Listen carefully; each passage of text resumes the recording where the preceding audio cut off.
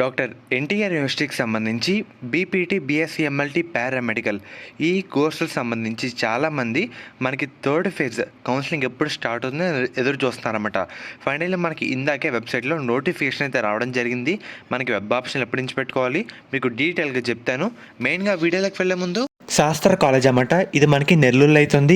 ఈ కాలేజ్లో BS nursing, B Pharmacy, PharmD, physiotherapy, diploma in pharmacy ఈ కోర్సులు అయితే అందుబాటులో అయితే ఉన్నాయన్నమాట. సీట్స్ కూడా మనకి అవైలబుల్ అయితే ఉన్నాయి. మనకి అడ్మిషన్ కౌన్సిలింగ్ ప్రాసెస్లో కూడా ఈ కాలేజ్ అయితే ఒకసారి వెరిఫై చేసి పెట్టడానికి అయితే ట్రై చేయండి అన్నమాట.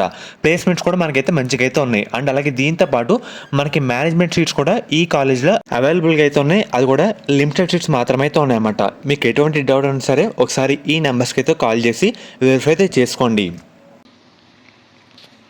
మెయిన్గా మీరు ఒకసారి స్క్రీన్ మీద చూస్తున్నారు కదా, మనకి ఇదే వెబ్సైట్ అన్నమాట. మీకు వెబ్సైట్ లింక్ కూడా డిస్క్రిప్షన్లో ప్రొవైడ్ అయితే చేయడం జరుగుతుంది.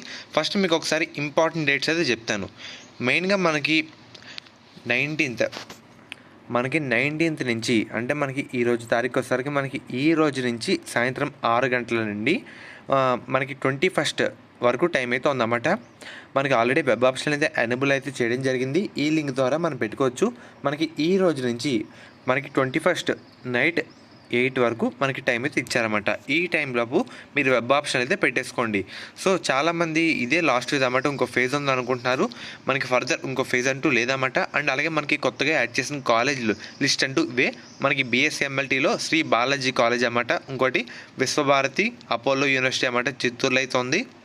ఇదైతే మనకి కాలేజీలు అయితే యాడ్ చేయడం జరిగింది. దీనికి సంబంధించి మనకి సీట్ మ్యాట్రిక్స్ అయితే రిలీజ్ చేశారన్నమాట, చూస్తున్నారు కదా.